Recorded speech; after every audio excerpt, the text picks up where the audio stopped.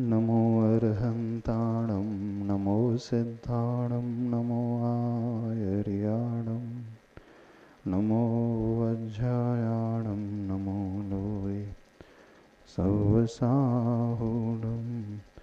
पंच परमेष्टि भगवान की संत श्रोमणी आचार्य भगवान गुरुदेव श्री विद्यासागर जी महाराज की, पूज्य आचार्य श्री समय सागर जी महाराज की।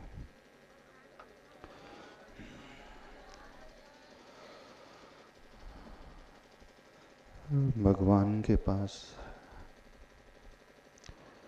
हर व्यक्ति कुछ मांगने के लिए जाता है, बिना इच्छा के वो जाता नहीं है ना। बिना इच्छा के जाना भी नहीं चाहिए, पर इच्छा समीचीन होना चाहिए, गलत नहीं होना चाहिए। ऐसी होना चाहिए जिसमें लाभ अधिक हो, न कि लाभ कम हो। भगवान को नमस्कार भी इस प्रकार से करना चाहिए। आज आप लोगों से एक प्रश्न पूछना चाहते हैं। चमत्कार प्रभु में होता है कि चमत्कार भक्त में होता है? किस में होता है चमत्कार? भगवान से चमत्कार घटित होता है कि भक्त से चमत्कार घटित होता है? अतिशय कब होता है? भगवान के पास जब व्यक्ति जाता है तो अतिशय घटित होता है, चमत्कार घटित होते हैं। आप लोग भी हमेशा भगवान के पास जाते हो तो आपके जीवन में क्या चमत्कार घटा? कोई चमत्कार घटा? अधिकतर लोगों के जीवन में कुछ भी नहीं घटता है, लेकिन कुछ लोग ऐसे होते हैं जब वो भगवान को नमस्कार करते हैं तो चमत्कार घटित हो जाता है। मूर्ति वही रहती है, मंत्र भी वही रहता है, मंदिर भी वही रहता है, सब कुछ तो वही रहता है, लेकिन हर व्यक्ति नमस्कार करते हैं तो कुछ नहीं होता है, और एक व्यक्ति विशेष नमस्कार कर लेता है तो बहुत कुछ अतिशय को लेकर के बात हो जाती है। तो ऐसा कब होता है और क्यों होता है, बता सकते हो? प्रथमा योग ग्रंथ को आपने पढ़ा। जब सीता की अग्नि परीक्षा ली गई तो क्या हो गया था? अग्नि कुंड जो जलाया गया था वो जल के रूप में बदल गया। बदल गया कि नहीं? बदल गया। अंजना की परीक्षा ली गई तो चमत्कार घटित हो गया। सोमा सती के जीवन में उपसर्ग आया तो नाग का हार बन गया। यमपाल चांडल के जीवन में आया तो देवता लोग उसकी रक्षा करने के लिए आ गए ना। तो उन्होंने अपने जीवन में क्या किया था कि देवता रक्षा करने आ गए, देवता चमत्कार दिखाने आ गए। आप जब भगवान के आगे हाथ जोड़ते हो तो कुछ होता है? अपने आप भगवान की मूर्ति प्रकट हो जाती है। कुछ ऐसे भी लोग होते हैं जब वो हाथ जोड़ते तो पत्थर में से भगवान प्रकट हो जाते हैं। नाम सुना आपने? किसका नाम सुना है? स्वामी समंत भद्र देव का नाम। उन्होंने जब नमस्कार किया तो क्या आ गया था? चंद्रप्रभु भगवान स्फटिक की मूर्ति के रूप में प्रकट हो गए थे। आप जब नमस्कार करते तो कुछ प्रकट होता है? आचार्य मानतुंग स्वामी जी ने आदिनाथ भगवान की भक्ति की तो 48 ताले टूट गए थे। आप लोग जब आदिनाथ भगवान की भक्ति करते हो तो कितने ताले टूटते हैं? नहीं टूटते। घर की संकल्प भी नहीं खुलती होगी, खुलती है? चटकनी खुल जाती, ताला तो बहुत दूर। तो वो क्या पढ़ रहे थे? भक्तामर स्तोत्र पढ़ रहे थे। उन्होंने ही भक्तामर स्तोत्र लिखा, पढ़ा, तो कैसा चमत्कार घटित हुआ? जेल की सलाखों में बंद थे, ताले लगे थे, ताले टूट गए और वे मुक्त हो गए। हो गए ना? आप भी रोज भक्तामर पढ़ते हो, क्या मिलता आपको भक्तामर से? कौन सी आजादी मिली? कुछ नहीं हुआ। जब सीता के ऊपर उपसर्ग आया, उससे कहा गया कि जलते हुए अग्नि के कुंड में बैठना है, तो उसने नमोकार मंत्र का पाठ किया था और चमत्कार ये हो गया कि सारी अग्नि बुझ गई, वहां जल का सरोवर तैयार हो गया। आप पढ़ते हो ना नमोकार मंत्र? हाथ जल गए तो ठंडा हो जाता हाथ? कुछ नहीं होता। तो चमत्कार नमोकार मंत्र में है, चमत्कार उस प्रतिमा में है, चमत्कार उस पत्थर में था, किस में था बताओ? चमत्कार भक्त की भावनाओं में होता है। जिस भक्त की भावनाएं बड़ी उज्जवल होती हैं, बड़ी महान होती हैं, तो देवताओं को भी उतर करके आना पड़ता है उसकी रक्षा करने के लिए। और सामान्य रूप से जब हम नमोकार मंत्र पढ़ते हैं, दुनिया पढ़ती है, स्तोत्र पढ़ते हैं, तो कुछ भी नहीं घटित हो रहा है। हो रहा है? समंत भद्र स्वामी जी ने अन्य देवता को नमस्कार किया था, अन्य देवता के सामने हाथ जोड़ा था और वहां पर चंद्रप्रभु भगवान प्रकट हो गए थे। आपके नमस्कार में इतनी शक्ति है? किसके नमस्कार में ऐसी शक्ति है कि जहां आप बैठे हो इस खंबे से भगवान आ जाना चाहिए? नहीं है। क्यों नहीं है और क्यों उनके जीवन में ये चमत्कार घटा, इस विषय को आज समझने की आवश्यकता है। तो पहले तो ये समझने की कोशिश करो, जीवन में चमत्कार मुख्य रूप से मंत्र में नहीं होता है, हमारी श्रद्धा में होता है। पत्थर में चमत्कार कम होता है, हमारे विश्वास में चमत्कार की शक्ति बहुत भरी होती है। यदि ये धारणा मजबूत हो जाए तो हम कहीं भी जाएं, कुछ भी कर लें, कोई भी शक्ति हमारा बाल बाका नहीं कर सकती। ऊपर से उन दिव्य आत्माओं को उतर करके आना पड़ेगा, दिव्य शक्ति को आना पड़ेगा और वह चमत्कार दिखाना पड़ेगा। देवावितस्य प्रणमन्ति जस्य धम्मे सयामणो। देवता लोग भी उसको नमस्कार करने के लिए आते हैं, देवता लोग उसकी रक्षा करने के लिए आते हैं, देवता लोग उसके घर में पंच आश्चर्य प्रकट कर देते हैं, देवता लोग गंधोदक की वृष्टि करते हैं, रत्न वृष्टि करते हैं, देवता लोग मंद मंद उस पवन को बहाते हैं, सुगंधी फैलने लगती है और नए नए अद्भुत से अद्भुत रत्न बरसने लगते हैं। जय जयकार देवता लोग करते हैं। कब करते हैं? देवा भी तस्य प्रणमन्ति, देवता लोग भी वहां प्रणाम करते हैं जिस व्यक्ति के हृदय में, जिसके मन में धर्म श्रद्धा सहित समाहित रहता है। यदि हमारे मन में वो मजबूत श्रद्धा है, वो धर्म का भाव है, आस्था का विषय है, दृढ़ता है, तो निश्चित रूप से मान करके चलना कि देवताओं को भी आना पड़ेगा। लेकिन सबका मन कैसा है? डांवाडोल रहता है। सबकी आस्था कैसी है?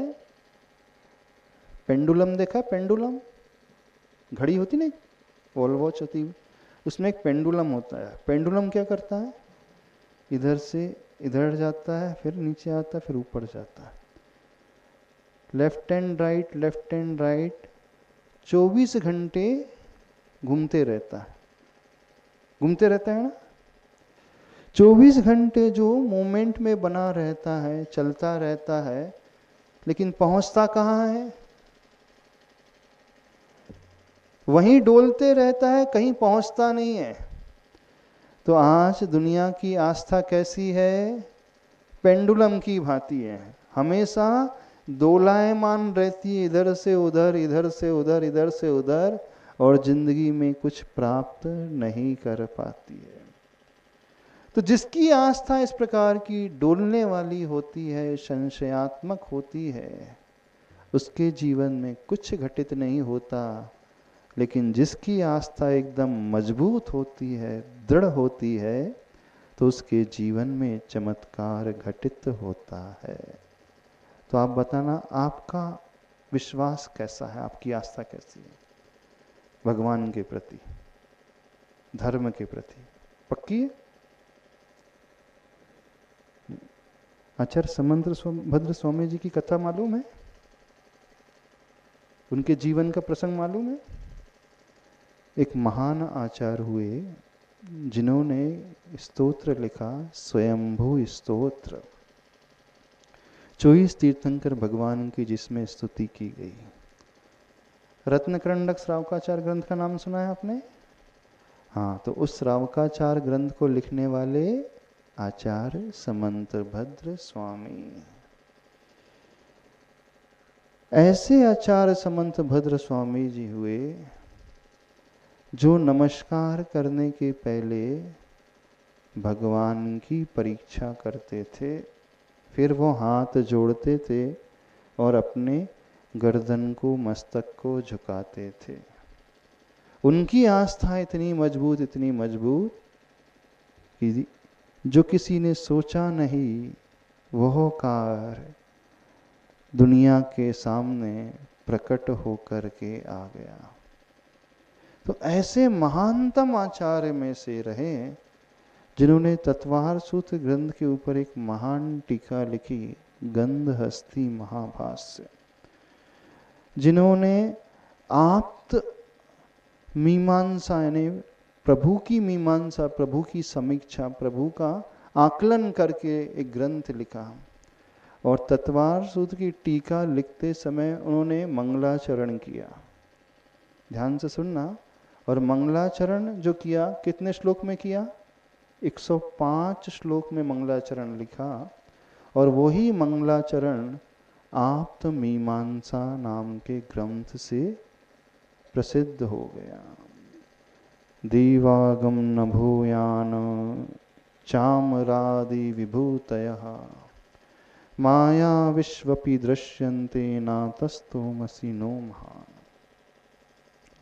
जब वो भगवान के पास नमस्कार करने जाते थे, दर्शन करने जाते थे, तो ऐसे ही हाथ नहीं जोड़ते थे। वो बोलते थे, भगवान मैं आपके पास इसलिए नहीं आया हूं कि जब आपका समोसरण लगता है तो स्वर्ग से देवता लोग अपने विमानों से आकर के आपके दर्शन करते हैं। बोले इसलिए मैं नमस्कार नहीं कर रहा हूं आपको। सुन रहे हो कि नहीं? कि आपके चारों तरफ जो है 64 चंवर ढुर रहे हैं। मैं इसलिए नमस्कार नहीं कर रहा हूं कि आप आसमान में अधर में विराजित हैं। मैं इसलिए नमस्कार नहीं कर रहा हूं कि आपके सिर के ऊपर 3 छत्र हैं। मैं इसलिए नमस्कार नहीं कर रहा हूं कि आपके पीछे अशोक वृक्ष रत्नमयी है। मैं इसलिए नमस्कार नहीं कर रहा हूं कि आपके पास चारों तरफ 12 सभाओं में बहुत भीड़ लगी है, असंख्यात देवी देवता आपकी पूजा कर रहे हैं। तो आप लोग किस लिए नमस्कार करते हो? बताओ। भीड़ देख करके नमस्कार करते, भगवान के वैभव देख करके नमस्कार करते हैं। हाँ, इन भगवान के पास बहुत सारे चमत्कार घटित होते हैं इसलिए। ऊपर से देवता लोग आकर के आपके आगे झुक रहे हैं इसलिए? बोले नहीं। बोले क्यों? बोले ये सारी क्रियाएं तो एक मायावी व्यक्ति में भी नजर आ जाती हैं। एक जादूगर होता है ना, जो जादू से इस प्रकार के दृश्य को उपस्थित कर सकता है, छल से इस प्रकार की विक्रिया बना सकता है। जहाँ बहुत भीड़ भाड़ लगी है, सिंहासन है, भगवान उसमें विराजमान है। आपने रेवती रानी की कहानी सुनी थी ना, जब वो पुष्पदन चुल्लक परीक्षा करने के लिए आते हैं तो तीर्थंकर भगवान का रूप बना लेते हैं, चतुर्मुखी भगवान समोसरण की रचना कर देते हैं माया से। तो बोले ये सारे कार्य तो माया से कोई भी कर सकता है। फिर भगवान पूछते हैं भाई तो फिर किस लिए नमस्कार कर रहे हो, बताओ। मेरे पास 3 छत्र हैं, अशोक वृक्ष है, सिंहासन है, इतनी बड़ी वैभव विभूति है, पुष्प वृष्टि हो रही है, देवता लोग विमान से आकर के उतर के मुझे नमस्कार कर रहे हैं, इतनी भीड़ हो रही है, मेरी जय जयकार हो रही है, इसलिए नहीं करते किस लिए कर रहे हो? तो बताओ किस लिए कर रहे हैं वे? तो उन्होंने दिया उत्तर। क्या उत्तर दिया? दोषावरणयोर हानि।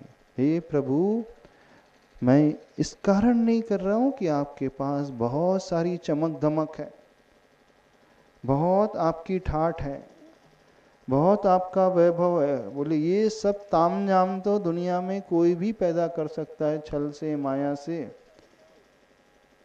तो बोले किस लिए नमस्कार कर रहे हो? तो दोष और आवरण की आपके भीतर हानि हो गई है, इसलिए मैं आपके चरणों में झुक रहा हूं। कुछ समझ रहे हो कि नहीं? आप किसके आगे झुकते हो? जहां पैसा दिखेगा, जहां चमत्कार दिखेगा, जहां तामझाम दिखेगा, जहां डेकोरेशन दिखेगा, जहां वैभव नजर आएगा, इधर उधर की बातें नजर आएगी, तो आप झुकोगे। पर वे ऐसे आचार्य थे, भगवान के आगे हाथ जोड़ने के पहले स्वयं भगवान से कहते थे मैं इसलिए आपके पास नहीं आता हूं। तो बोले क्यों आते हो? मेरे आने का उद्देश्य, मेरे आने का कारण सिर्फ इतना ही है कि आपके पास तामझाम है इसलिए नहीं, बल्कि दोष और आवरण आपके भीतर से निकल गए हैं, इसलिए मैं आपके चरणों में झुकता हूं। देखो उनके जीवन की विशेष घटना। जब उन्होंने दीक्षा ग्रहण की, दीक्षा ग्रहण करने के पश्चात जब वो साधना कर रहे थे, समंतभद्र मुनि महाराज, कर्म के दुर्योग से, पाप कर्म के उदय से उन्हें एक भयंकर बीमारी हो गई, रोग हो गया। रोग तो है, किसी को भी हो सकते हैं, ऐसा नहीं है कि श्रावकों को ही बीमारियां होती हैं, मुनि महाराज को भी बीमारी हो सकती है। कई श्रावक लोग प्रश्न करते हैं ना, हमारे पास आते हैं और कहते हैं महाराज जी हम इतना धर्म करते हैं, हम रोज अभिषेक करने जाते हैं, रोज नियम से पूजा करते हैं, रोज नियम से 9 माला फेरते हैं, रोज स्वाध्याय करते हैं, सवेरे उठ करके सामायिक करते हैं, प्रतिक्रमण करते हैं, रोज शांति धारा करते हैं, और इतना ही नहीं हर जगह हम दान भी देते हैं, हम प्रतिदिन इतना धर्म करते हैं। तो इतना धर्म करने के बाद भी हमारे जीवन में आपत्ति क्यों आ रही है? हमारे शरीर में बीमारी क्यों पैदा हो गई, रोग क्यों लग गया? कई लोगों के मन में प्रश्न आता है ना। जो व्यक्ति धर्म नहीं करता हो, जो व्यक्ति मंदिर नहीं आता हो, जो व्यक्ति मंदिर में पूजा नहीं करता है, उसे परेशानी आ जाए, उसको बीमारी हो जाए तो समझ में आता है। लेकिन एक ऐसा व्यक्ति जो रोज धर्म कर रहा है और अच्छे से कर रहा है, बहुत अधिक कर रहा है, तो उसके जीवन में कोई बीमारी नहीं आना चाहिए ना? नहीं आना चाहिए ना? अच्छा एक बात बताओ, श्रावक ज्यादा धर्म करता है कि मुनि महाराज ज्यादा धर्म करते हैं? कौन ज्यादा धर्म करता है? श्रावक। श्रावक 1 घंटा 2 घंटा 3 घंटा करेगा। अब मुनि महाराज जिन्होंने 5 पापों का त्याग किया, कोई पाप 24 घंटे में कभी करते नहीं, 6 आवश्यक का पालन करते हैं, रोज 24 भगवान की स्तुति करते हैं, रोज दिन में 3 बार सामायिक करते हैं, प्रतिक्रमण करते हैं, स्वाध्याय करते हैं, ध्यान करते हैं, और सर्दी सहन करते, गर्मी सहन करते, किसी के बारे में कभी बुरा नहीं सोचते, जिनका पूरा का पूरा दिन जो है धर्म में बीतता है, तो ऐसे मुनि महाराज के जीवन में कोई आपत्ति आना चाहिए? उन्हें कोई बीमारी होना चाहिए? होना चाहिए कि नहीं होना चाहिए? एक श्रावक कम धर्म करता, मुनि महाराज साधु ज्यादा धर्म करते ना, आचार्य परमेष्टि और ज्यादा बड़ा धर्म करते हैं, तो उनके जीवन में आपत्ति आना चाहिए? नहीं आना चाहिए ना? फिर भी कर्म किसी को नहीं छोड़ता है। आचार्य भगवान गुरुदेव को भी बीमारी हुई, आचार्य श्री को भी बीमारियां हुई ना कई बार। आचार्य गुरुदेव श्री विद्यासागर महाराज जो कितने बार बीमारी हुई, दीक्षा से लेकर अंतिम समय तक 55 वर्ष के जीवन काल में आचार्य भगवान को बीमारियां कई बार हुई, कई बार रोग हुए, और बीमारी ऐसी जैसे वो हमेशा इंतजार ही करते रहे और एकदम तीव्रता को लेकर के, चाहे टाइफाइड हुआ हो, मलेरिया हुआ हो, जुकाम हुआ हो, 105 डिग्री 6 डिग्री तक हर साल प्राय बीमारी होती थी। सामान्य बुखार नहीं, बड़ा तगड़ा बुखार आता था। किसकी बात कर रहे हैं? किसकी बात कर रहे हैं? सामान्य व्यक्ति की बात नहीं कर रहे हैं, महान व्यक्ति, विशेष व्यक्ति की बात कर रहे हैं। एक ऐसे आचार्य परमेष्टि जो सिर्फ अपना कल्याण नहीं कर रहे बल्कि असंख्यात जीवों का कल्याण कर रहे हैं। कईयों को जिन्होंने मुनि दीक्षा दी, आरिका दीक्षा दी, कई समाज का उद्धार किया, पशुओं का उद्धार किया, जीवों का उद्धार किया, जैन अजैनों का उद्धार किया ना, उन जेल में रहने वाले कैदियों का उद्धार किया, सबका कल्याण किया, सबका उपकार किया। ऐसे धर्म करने वाले, ऐसे अपाय विचय धर्म को धारने वाले उन आचार्य परमेष्टि को भी कई बार रोग परिचय सहन करना पड़ा। क्या अर्थ है? तो जो ये धारणा बनाते हैं कि हम अभी वर्तमान में तो बहुत धर्म कर रहे हैं, बहुत तपस्या कर रहे हैं, बहुत शांति धारा कर रहे हैं, बहुत दान दे रहे हैं, बहुत व्रत उपवास कर रहे हैं, हमें याद ही नहीं जीवन में हमने किसी के बारे में कभी बुरा सोचा हो, किसी के साथ दुर्व्यवहार किया हो। बोले हमने आज तक किसी के बारे में बुरा नहीं सोचा, किसी के साथ कभी छल कपट नहीं किया। और तो और जब कोई गरीब आया तो उसकी मदद और की, कई बीमार का इलाज हमने कराया, औषध दान हमने दी, इतनी हमने धर्म की सारी क्रियाएं की, फिर भी हमारे जीवन में विपत्ति क्यों आ रही है, हमें रोग परिचय क्यों सहन करना पड़ा? तो उन लोगों से कहना चाहते हैं सामान्य श्रावक तो छोड़ दें, विशेष जो महान आचार्य परमेष्टि होते हैं उन्हें भी कर्म का तीव्र उदय आता है।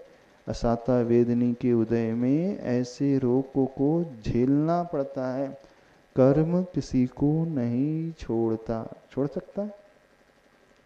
बताओ, हम तीर्थंकर भगवान की पूजा करते हैं तो उन तीर्थंकर भगवान की पूजा से हमारे दुख दूर हो जाते हैं, लेकिन कई बार ऐसा भी हो कि तीर्थंकर भगवान को स्वयं उपसर्ग झेलना पड़ा। पार्श्वनाथ भगवान के जीवन में उपसर्ग आया कि नहीं? जो स्वयं तीर्थंकर थे। हाँ, तीर्थंकर वे होते हैं सौधर्म मंत्र जो इनका गर्भ कल्याणक मनाता है, जन्म कल्याणक मनाता है, अयोध्या की रचना करता है, रत्नों की वृष्टि करता है। तीर्थंकर बालक के लिए स्वर्ग से सारे वस्त्र नए नए आते हैं, हमेशा आभूषण हमेशा आते हैं, उनका भोजन जो है स्वर्ग से आता है। यानी उन तीर्थंकर भगवान की सेवा में हमेशा देवता लोग तैनात रहते हैं। बाल्य अवस्था में देवता ही बच्चों का रूप बना करके उनके साथ क्रीड़ा करते हैं, खेलते हैं। जो देवता कभी तीर्थंकर को छोड़ते नहीं अकेला, अब ऐसे तीर्थंकर भगवान के जीवन में भी उपसर्ग आ गया। कितने दिन तक उपसर्ग होता रहा पार्श्वनाथ भगवान को, सहन करना पड़ा। कमठ का जीव 7 दिन तक लगातार उपसर्ग करता रहा। वो उस समय देवता कहां चले गए बताओ? उस समय सारे के सारे देव सौधर्मेंद्र कहां चला गया? तो कर्म सिद्धांति कहता है यदि हमारे कर्म का तीव्र उदय है तो तीर्थंकर भी क्यों ना हो, वो कर्म उन्हें भी नहीं छोड़ता है। उस समय देवों की बुद्धि फिर जाती है। उस समय याद ही नहीं आता कि हमें भगवान के पास जाना है। वो अपने विमानों में, अपने भोगों में मस्त रहते हैं। देवता लोग जो हैं अपनी अप्सराओं के साथ, देवियों के साथ घूमते फिरते रहते हैं। कर्म का तीव्र उदय होता है तो वो बात भी उनको ध्यान में नहीं आती। और जब कर्म का उदय मंद होता है तो अचानक फिर देवताओं के मन में बात आ जाती है, अरे हमें भगवान की सेवा करने चलना है।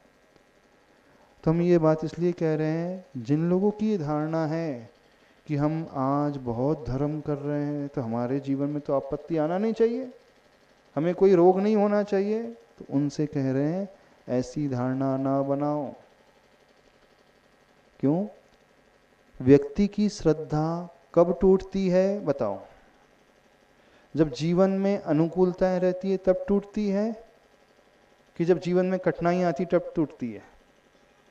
जब बहुत पैसा आ रहा हो, घर बहुत अच्छा चल रहा हो, बच्चे बहुत अच्छे से कहना मान रहे हो, सब बढ़िया बढ़िया चल रहा, दिन बड़े अच्छे चल रहे हैं, स्वास्थ्य बड़ा अच्छा बना हुआ, कोई बीमारी नहीं है, दुनिया हमारी आज्ञा मान रही है, हमारी प्रशंसा हमेशा करते नहीं थक रही है, सुखी के सुख के दिन है, उसके अलावा कुछ नहीं है। जब सारे सुख के दिन होते हैं, अनुकूलता होती है, उस समय तो कोई भी भगवान को पूज लेता है। उनके अभिषेक पूजन के लिए, शांति धारा के लिए चला जाता है, अच्छे से पूछता है। लेकिन जब जीवन में कष्ट आते हैं तो क्या होता है? और कष्ट लंबे समय तक मेंटेन रहे, 2 दिन नहीं, 2 महीने नहीं, 2 साल नहीं, कई सालों तक बने रहे, तो क्या होता है? उसकी श्रद्धा जो है कैसी होने लगती है? पेंडुलम की भांति है। घड़ी का पेंडुलम होता है ना, डोलने लगती है।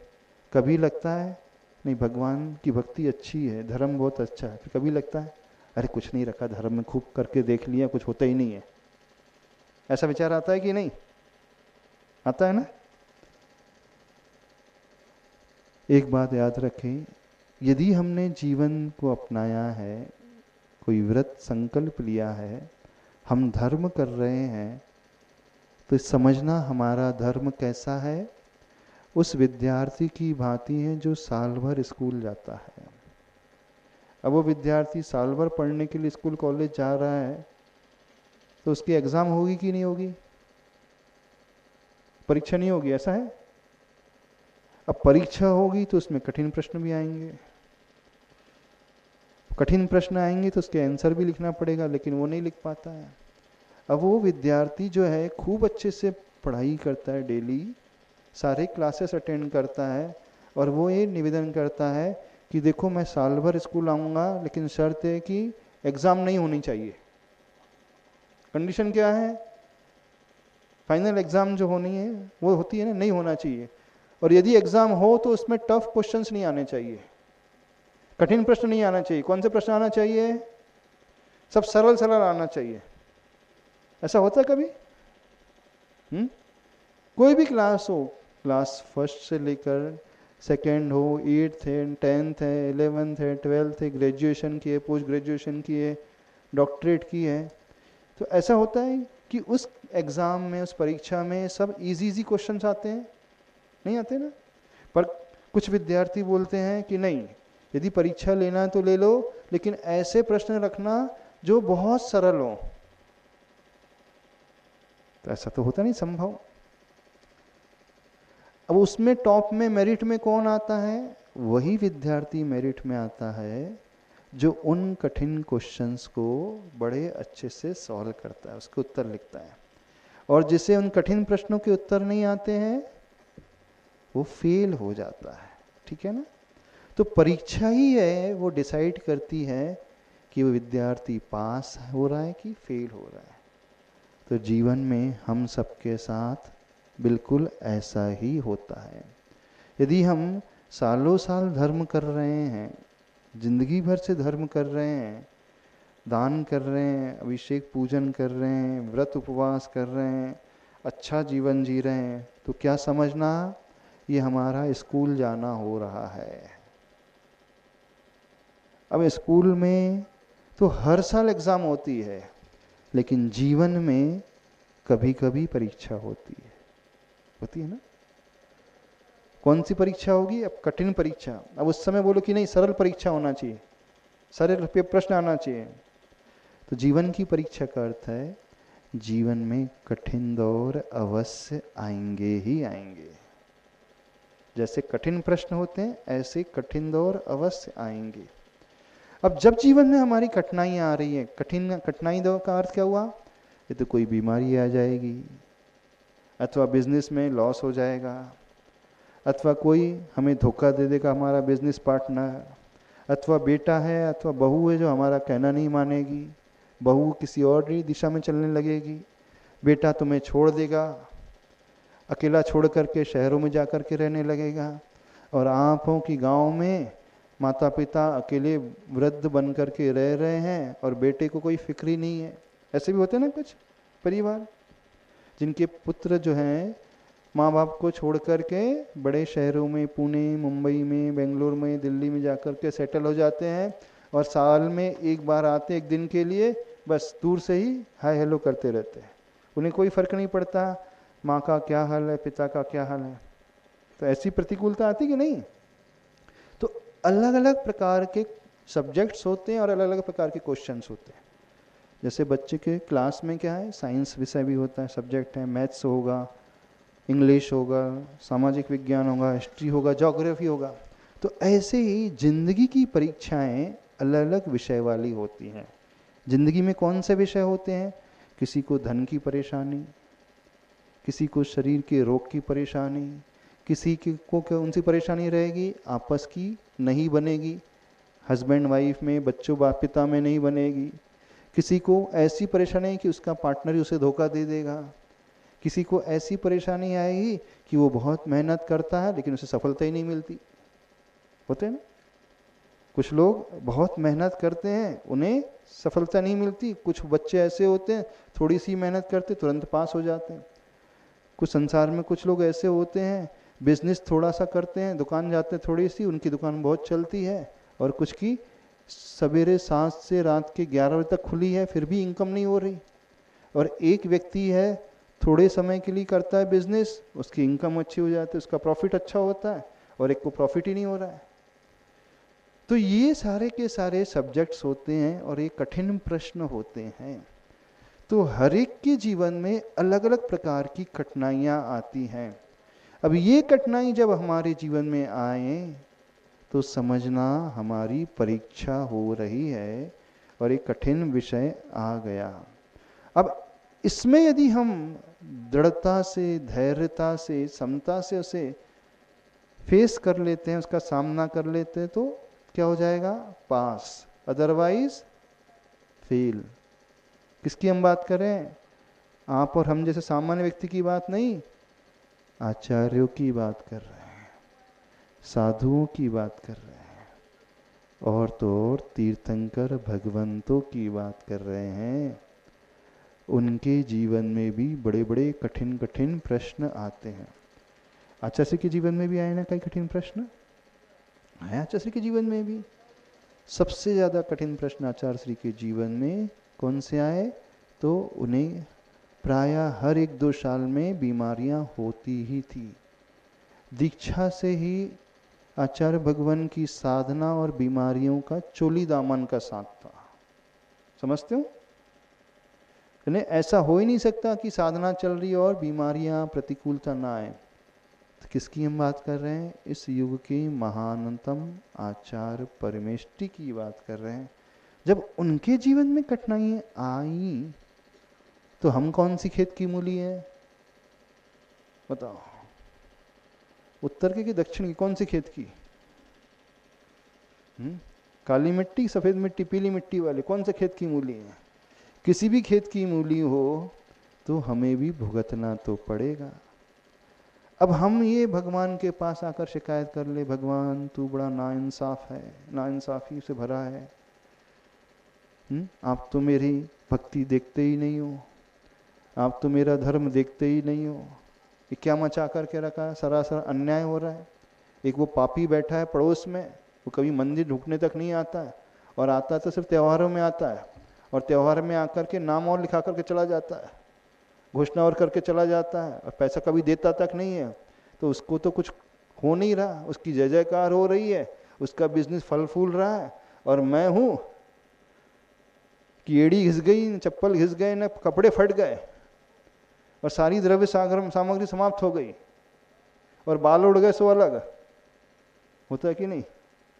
मुझ जैसा धर्मात्मा कोई नहीं है, और सारे की सारी विपत्ति मेरे खाते में, और जो पापी बैठा है वो फल रहा फूल रहा है। तो मुझे तो ऐसा लगता है पाप करना ज्यादा अच्छा है। छोड़ो छाड़ो धर्म, भगवान को छोड़ो छाड़ो, उसके रास्ते को अपना लो, जैसा वो रहता है वैसे अपन भी रहो। पंचम काल है, बोले कोई भरोसा नहीं है, ऐसी धारणा हो जाती कि नहीं? आपकी भी होती कि नहीं? हो जाती, अच्छों की हो जाती है। तो हम सबसे कहना चाहते हैं, सावधान। यदि हमारे जीवन में विपत्ति आ रही है, कब? जब हमारा आचरण बहुत अच्छा बना हुआ है, जब हम जीवन में धर्म बहुत कर रहे हैं, फिर भी परेशानियां कम होने का नाम नहीं ले रही हैं, तो समझना अब आने वाला भविष्य कुछ अच्छे को लिए हुए है।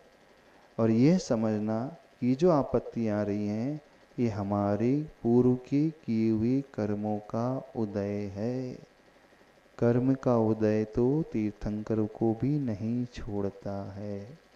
उसने आचार्यों को नहीं छोड़ा, अपने गुरु को नहीं छोड़ा, हमारे गुरु को नहीं छोड़ा, महावीर भगवान को नहीं छोड़ा, साधुओं को नहीं छोड़ा, तो हमें कैसे छोड़ सकता है? तो सबसे बड़ी गलती कहाँ हो जाती है? ध्यान से सुनना। जो व्यक्ति धर्म करता है वो एक धारणा अपने मन में ये बनाने लगता है कि मैं धर्म कर रहा हूँ तो अब मुझे कुछ कठिनाइयों का सामना ही नहीं करना पड़ेगा। ये सबसे बड़ी गलत धारणा वो बना लेता है। उस विद्यार्थी की भांति मैं रेगुलर स्कूल आ रहा हूँ, सारे लेक्चर्स, सारे सब्जेक्ट के पीरियड्स को बहुत अच्छे से अटेंड कर रहा हूँ, मेरी अटेंडेंस 100%, बिना कोई गैप के, बिना कोई लीव के, एक क्लास मैंने मिस नहीं की, अटेंडेंस जो है 100%।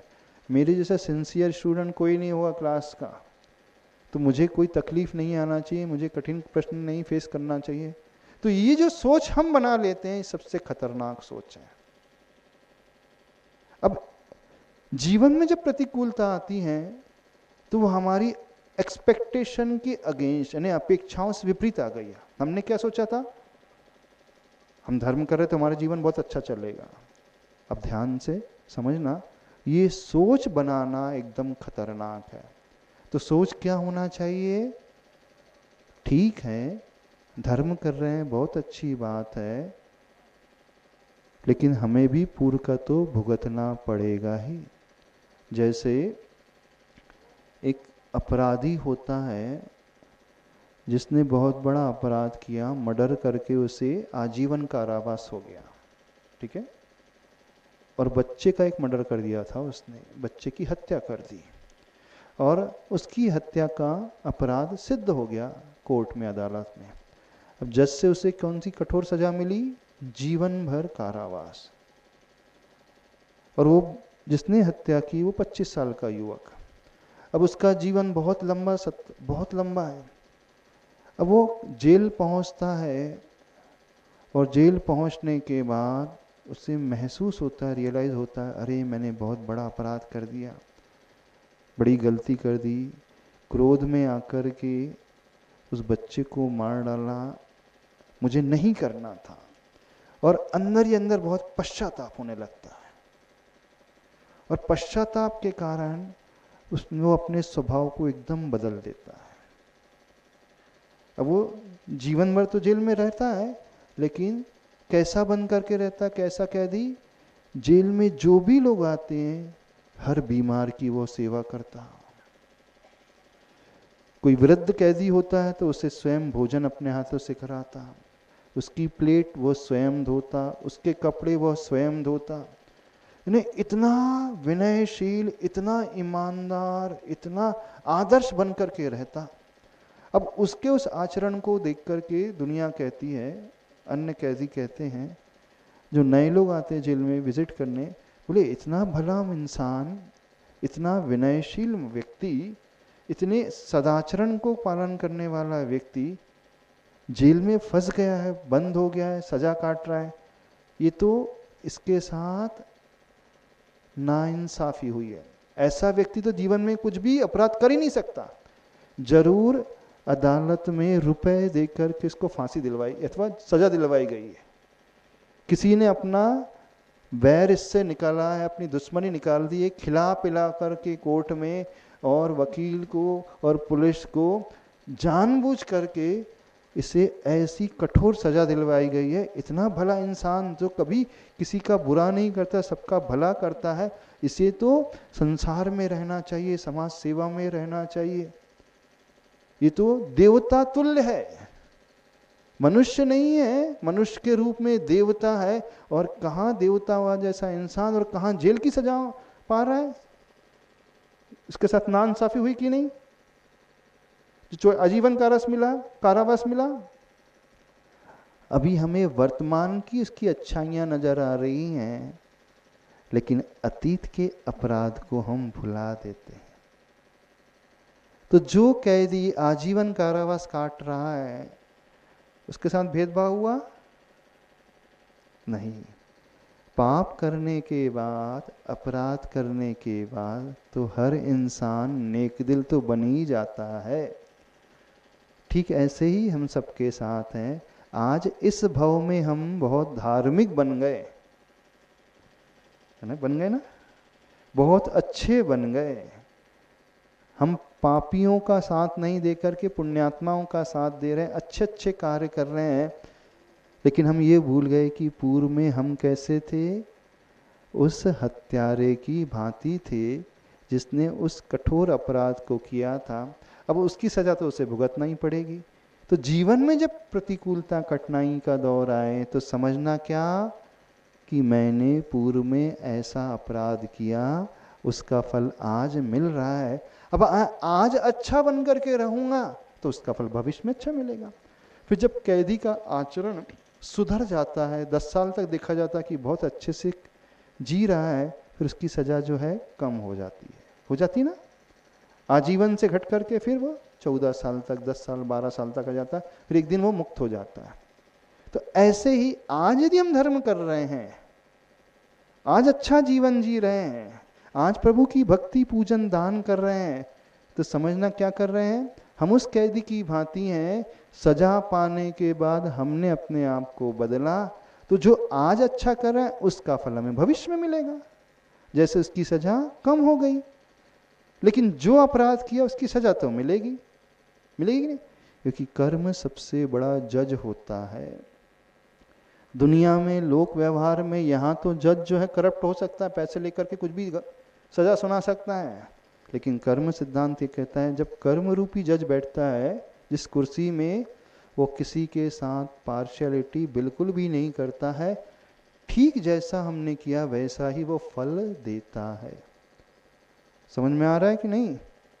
तो ये जो धारणा हम बना लेते हैं, हमारे जीवन में इतनी कठिनाइयाँ क्यों, तो उस समय सोचना हम तो सामान्य हैं। जब गुरुओं के जीवन में, मुनियों के जीवन में, आचार्यों के जीवन में कठिनाइयाँ आ सकती हैं, तो हम कौन सी खेत की मूली हैं। तो ऐसे समय अपनी आस्था को तोड़ने की आवश्यकता नहीं है, बल्कि और मजबूती लाने की आवश्यकता है।